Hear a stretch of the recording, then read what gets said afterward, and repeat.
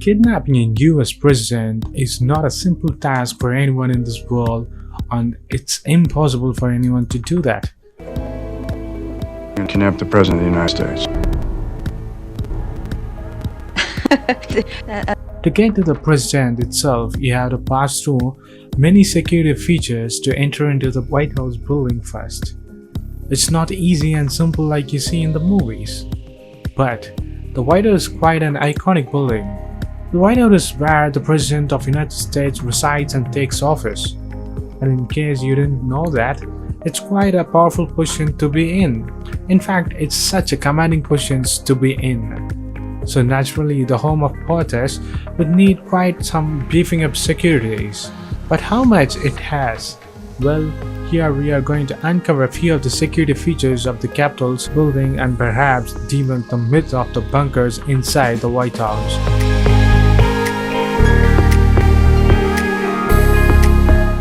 So here are the top security features of the US White House President's building.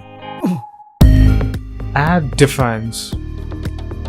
In theory, it seems like a child's play just to breach a security, doesn't it? Well, the people in charge of the security had an air defense in mind though. A 15-mile radius around the White House is a no-fly zone. No plane can trespass the zone. When they do, the indicators start flashing. In case they still don't notice, they do light up red flares too. And yes, they do have a defense mechanism to block the rockets too. Infrared cameras. The White House ground is spread across acres and acres, and although there isn't anything special in using an infrared on the White House ground, sheer magnitude of them is mind-blowing. They all automatically detect any intrusions and warn the security surveys in the lawn or around the building of the White House. The bulletproof windows in the White House building. On November 11, 2011, a person fired 2 shots from a high-powered rifle at the window of the White House. While one went wild, the other one struck a ballistic glass. After that incident, the windows at the White House has been even more ballistic reinforced. The bunker of the White House. Over the years, the White House has seen some underground renovations, but none have been the major. Also, it is nuclear proof. The bunker is believed to not only to be the nuclear proof, but also 6 stories deep, which means that it is deep as it's high. A concrete barriers in front of the fences of the White House building. The barriers have evolved from wrought iron decorations to concrete, and the resistant barrier is capable of absorbing the impact of a truck ramping into it at full speed. The Secret Service of the White House. What's the use of being a president if you don't have your Secret Service? One of the oldest federal investigation agencies, the Secret Service is one of the oldest, and in the US it's currently around 3,200 special agents and 1,300 uniform agents, and yes, they have all the high-tech gears, but never dare to mess with them. Also, you don't see them mostly in the movies. The iron fence of the White House. Over the years, the White House fence has changed quite a bit. From decorative iron fence, it has been changed into an impenetrable fence. It seems that over the years, the fence seems to keep getting higher, and the next renovation of the fence is around the corner too. The people screening. In case you think anyone can go inside the White House, you are deluded. The POTUS invites a special few into the White House, and even if you are invited, there is a lot of background checks done, and of course all the security measures are taken care of before, months away when you get the invite. Food protectors or food detectors. There is one way to stay millions of miles away from the POTUS and still harm him. One can poison his food. Easy, isn't it? Well, not so easy as you think. The POTUS has food testers employed in the White House, so they will be checking the food before it gets to the president. Besides, chiefs were subject to a lot of background check as well. The drone protections around the White House. Drones recently came into the trend, and with advances in the drones, the White House is at the risk of an intruders through the air by the drones or the multiple drones. In fact, in 2015, a drone landed on the lawn of the White House. Although it meant no harm, it was accidentally landed on the lawn of the White House. It did highlight the security loopholes at the White House. There is no better way to protect the White House than going eye for an eye and having your drone army. Yes, President's Secret Service has an army of drones ready to fly at any breach detected.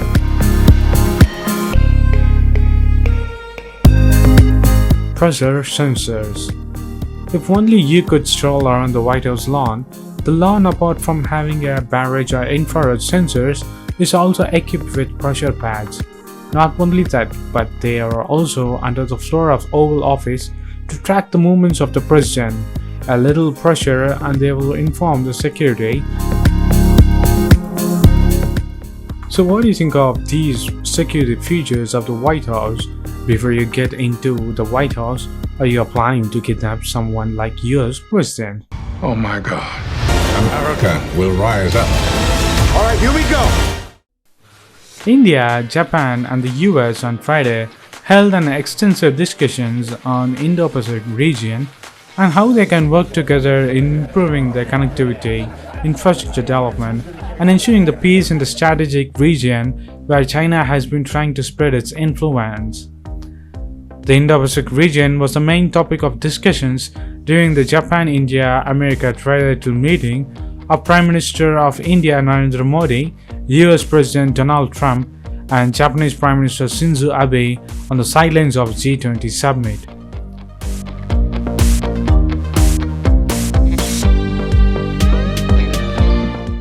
The US has been pushing for a broader role by India in the strategically important Indo-Pacific region that contributes 2/3 of the global GDP and accounts for 60% of the global GDP.